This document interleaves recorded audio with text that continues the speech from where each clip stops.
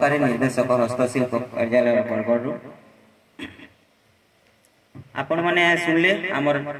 सहकारी निर्देशक सर कहते विभिन्न प्रकार एमसीएम ट्रेनिंग अच्छे सीडीपी ट्रेनिंग अच्छे शिल्पी उन्नति योजना अच्छे वर्कशॉप कैंप हाउसिंग अच्छे जहाँकि आम कहूँ कर्मशाला तथा आवास योजना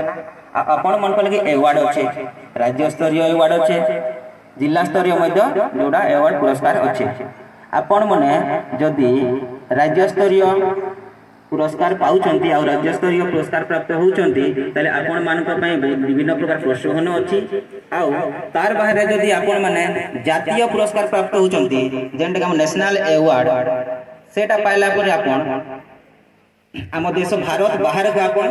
हस्तशिल्पर विक्रय पई भारत बाहर को आपण को पठा जायसे सेथिले आपण किछि खर्चा देबार के नहीं पड़े आपण मने उड़ाजहाज रे जिवे सेथिर भी पैसा देबे सरकार केवल आपण मने जातीय स्तरीय पुरस्कार प्राप्त होइतबा दरकार तो आपण मने सब प्रकार सुविधा सुजोग जेंटा कि हस्तशिल्प कार्यालय बरगढ़ रु पाई पारबे सुनि साले वर्तमान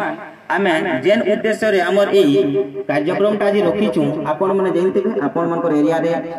गुटे एकर जगह नि आसे ओबीडीए प्रोजेक्ट अंडर रे से जगह रे गुटे प्रकल्प करा हेबा सेति आपण मन पर काम काना हेबा आपण मन पर रेस्पोंसिबिलिटी काना से विषय रे टेक्निकली काना काना से सब प्रोडक्ट हेबा मशीनरी काना लागबा सेडा हमर हस्तशिल्प विकास अधिकारी श्री फिरोज चंद्र